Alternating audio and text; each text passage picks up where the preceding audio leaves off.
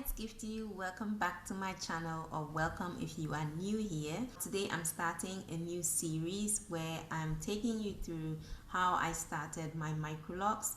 So I'm going to share with you how I actually created my grid. There are so many methods in creating a grid, and I have learned so much more from the time that I actually started mine. So I've actually improved my skill a little bit more. I have a mannequin here with me. She's going to be part of the series, and she's going to provide her hair and her head to show us how to actually create this grid. So I'm very excited. It's not going to be the first and last video or last video. I'm going to create more and just take you through step by step. So in case you are planning on starting your Microlocs, I'm hoping that this is going to help you to start on a very firm basis, knowing exactly what to do, because I have a manual that teaches everything step by step, linked with videos that will help you to start your locks. But I also said I'm going to provide a series of videos that would guide you. So if you're interested, just stay tuned and let's get the camera rolling.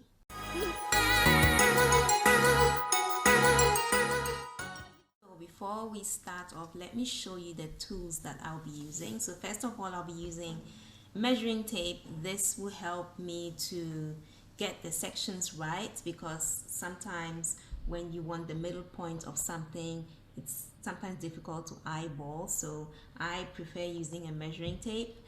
And then I also use a pencil, eyeliner pencil, something like that. This will help me to do the markations. So as you can see, I've actually marked the middle here already, and then somewhere here behind the ear as well. So I'm going to share with you how I did that.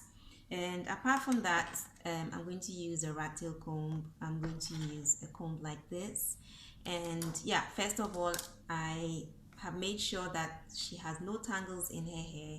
Everything is detangled, and it's very important to prep the hair before I start. So the first thing I'm going to do is to split Hailey's hair from ear to ear. Now this is Hailey's ear. As you can see, this is not the real human size. This is probably like a child size head.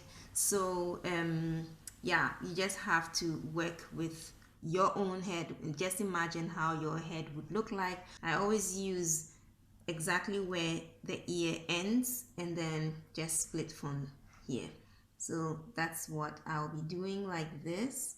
It's actually split already because I already tried this. Unfortunately, her grid is not perfect because it's not like a real human grid. So like if I draw the lines, sometimes they don't really look super straight because it's somehow manufactured, yeah, in a strange way. I try to get the most coily hair as possible, and this is actually type 3 hair, and it's now stretched because I put it into bantu knots to stretch her hair out.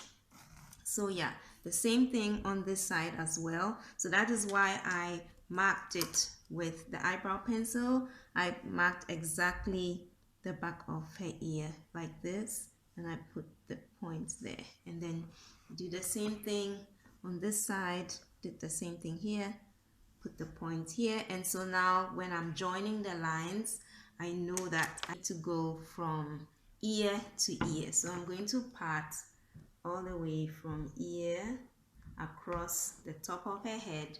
So this is it for the front, from ear to ear. This is how it turned out. The next thing I'm going to do is to find the middle of her head. So this is her middle. I can also use the tape measure to make sure that the distance from here, which is the middle, all the way to her ear, which is here, like where it ends here, is the same as the distance from here to here, which is 10.5 centimeters. So 10.5, 10.5, And then if you prefer, you can just split 10.5 into 2 and then mark the middle of this over here and mark the middle of this over here. So honestly, I eyeballed my grid from the front. I did everything just by guessing and looking whether it actually looks symmetrical. That's how I did it. But for people who need a little bit more support in, you know, knowing which part is bigger than the other, measuring with a tape is also very fine. So I'm going to split the middle like this. This will be the middle for now. And then I'll be doing this part as well. So now I'm going to split these two. So which is the method I used, which measuring the 10.5 and dividing it by 2 and then putting the line right here, or by just eyeballing, you know, I can eyeball this and that, and then just make sure that both sides look equal. Normally when I look into the mirror, I can see which side looks the same, especially if I do this or I do this. So it helps to put it maybe into a ponytail like this and then just see if it is symmetrical. As you can see, so I think that is good. And if I turn the back, it also needs to look the same on each side, and I guess it does. So I'm going to put these two into bantu knots. So here is the result so far. This is this side,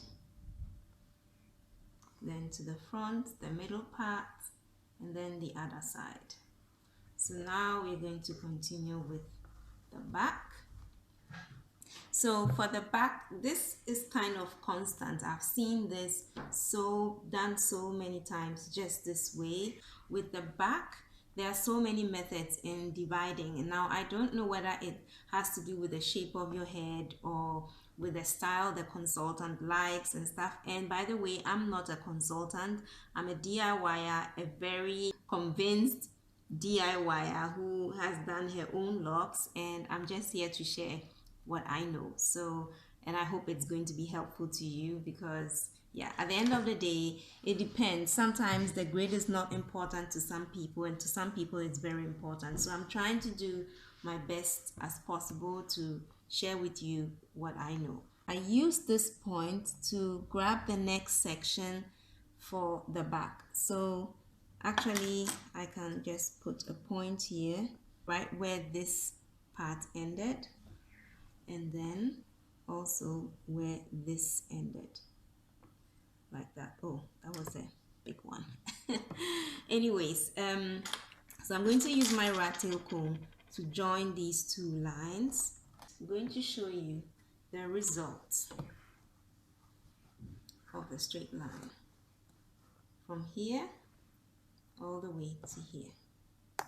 So now I have this section. So it's all about just following the grid now. So this line starts from here. I have to make sure this one aligns with that one up to the line that we have down here. And then the same thing with this part. I make sure I prolong the line from here, which is this side, you know, just go all the way here and join it there. So I'm going to do that and then show you how it looks like. And this is this one for this section. I'm left with this big section here. There are options in how you could divide them or how you could split them. One of them being you could split them horizontally like this and make two out of it, or you could also split by just following the line from the top, you know, the division that I have here, and then just run that down. Most people like it this way because they want to style their hair maybe in two big cornrow braids in the future. So this actually makes sense to split your hair this way so that it completely runs, you have one line that runs through your entire head this way later when you have locks and you want to style them. When I was doing my grade, this place was one section. So I didn't split the line in between. I just kept it together like this because I wasn't so interested in having a line that completely runs through, but somehow I do have it. So yeah, you can do it anyway. So the first method I would do is, if the neck area is very narrow, which is not so broad as this one, I would just go ahead and then follow the grid and just split this in two. Make sure that these are two perfect sections. That is if the neck area is quite narrow. If someone happens to have a broader neck area or something similar, all I'll do is split this into three sections. And I'll do that by taking the middle part of this section up here, like the middle part of this, and I'll just draw a line down here. So this will be one section like this,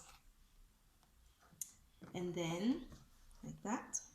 And then I'll take the middle part of this section, which should be somewhere here, and I'll just split that downwards, and then I would have three sections going on. So this is also a possibility. So it's either two or three. So I'm going to put this together and then I'll come back and show you how it looks like.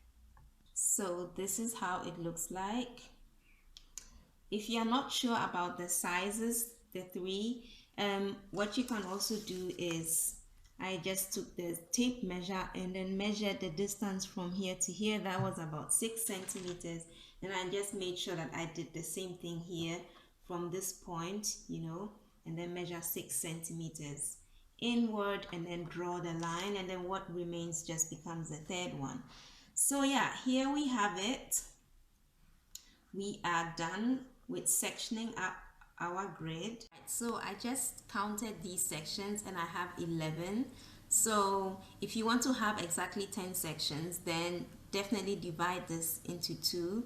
There's also another method of just following the grid. So you could just follow this grid and then get one section here, follow this grid, the next one, follow this grid, the next one, and then the fourth one. Those would actually look a little bit smaller, like the sections will be smaller, especially if you don't have this broad area here. But then you would have 12 sections, for instance. So that is also, so we have two more variations that you can create with the lower part. Anyway, this is what we've got, and I hope you enjoyed watching this video. If you want a step-by-step manual, my manual 9 steps to Microlocs is available in the description box. You can download it. It's very, very affordable, so you can download it. There are so many videos that will teach you how to go about this whole thing. I've explained so much and linked so many YouTubers who have DIY'd their locks as well. So it's going to be very, very helpful. So as you can see, this is a good basic idea to just go about your grid. And I'm in no way imitating the sister lock system. I'm not a trained loctician or anything. I just did it with my hair, and this is what I'm just trying to share with you to help you out in case you want to start your locks. So yeah, I hope you enjoyed watching. Thank you so much. There are more videos going to come. I'm going to share with you how to draw and section up each section to start the interlocking, and how to determine your size, how to go about it. And then I'm going to demonstrate with my tools how you can interlock your hair. I'm going to show you exactly how to do that. Even though I have a tutorial on my channel on how to interlock, I'm going to demonstrate it again, and then I will finish up with these tools so that you will see how I use them.